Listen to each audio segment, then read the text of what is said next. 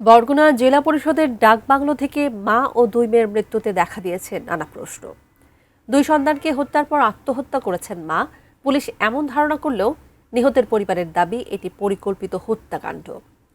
বরগুনার প্রতিনিধির পাঠানো তথ্য ও ছবিতে ডেস্ক রিপোর্ট। বুধবার সকালে দুই মেয়েকে নিয়ে বরগুনা জেলা পরিষদের ডাকবাংলোতে প্রবেশ করেন ইতি রানী। সিসিটিভি ফুটেজে ধরা পড়ে সেই দৃশ্য। কিন্তু বিকেলে ডাকবাংলোর তৃতীয় তলার দুটি কক্ষ থেকে উদ্ধার করা হয় ইতি ও তার দুই শিশুকন্যার মরদেহ। এক কক্ষে ছিল ইতি রানী ও ছোট মেয়ে অনুরাধার লাশ, অন্য কক্ষে বড় মেয়ে আরাধার মরদেহ। কক্ষের দরজা ভেতর থেকে বন্ধ ছিল। তবে ঘুমের ওষুধ পাওয়ায় প্রাথমিকভাবে আত্মহত্যার ধারণা করে পুলিশ। যদি ওনারা বাদী হয়ে মামলা করতে চান, আমরা মামলা নিব, মানে হত্যা মামলা নিব। আমি ইডি মামলা নিয়েছি, আমাদের ইনকোয়েস্ট হয়েছে, আমাদের পোস্টমর্টম করবার জন্য মেডিকেলে প্রেরণ করেছি, সমস্ত প্রক্রিয়ায় চলমান। তবে এই ব্যাখ্যা মানতে নারাজ নিহতের স্বজনরা। নিহতের স্বামীও এটিকে পরিকল্পিত হত্যাকাণ্ড বলে দাবি তুলেছেন। আমার সাথে আমার স্ত্রীর কোনো সময় সম্পর্ক খারাপ ছিল না, এটা তো একেবারে হত্যা করা হয়েছে।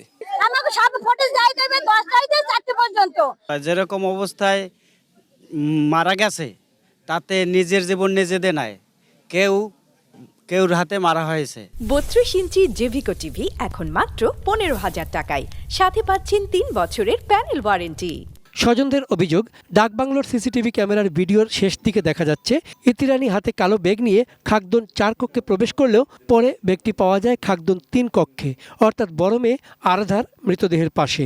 আবার পুলিশ দরজা ভেঙে মৃতদেহ বের করার কথা বললেও দরজা ভাঙার কোনো চিহ্ন নেই। খাকদন 4 কক্ষের জানালায় কোনো গ্রিল না থাকায় অনায়াসে ঘাতকের পালিয়ে যাওয়া সম্ভব। ঘটনার সুষ্ঠু তদন্তের দাবিতে মরদেহ নিয়ে বিক্ষোভ, মানববন্ধন ও প্রতিবাদ সমাবেশ করেছেন স্বজন ও এলাকাবাসী। গলায় দাগ, হাত ছুটানো, এগুলো কি আত্মহত্যার নমুনা? এই বাচ্চারে হাত ছুটেন না, এই হাত ছুটেন না, আত্মহত্যা করলে কি আশ্চর্য? আমার বোনের পরিকল্পিতভাবে হত্যা করা হয়েছে, আমরা এর বিচার চাই। আত্মহত্যা নাকি পরিকল্পিত হত্যা, এ প্রশ্নের উত্তর এখনো অমীমাংসিত। তদন্তে নেমেছে সিআইডির ফরেনসিক টিম। চন্দন পাল, ডেস্ক রিপোর্ট, এটিএন নিউজ।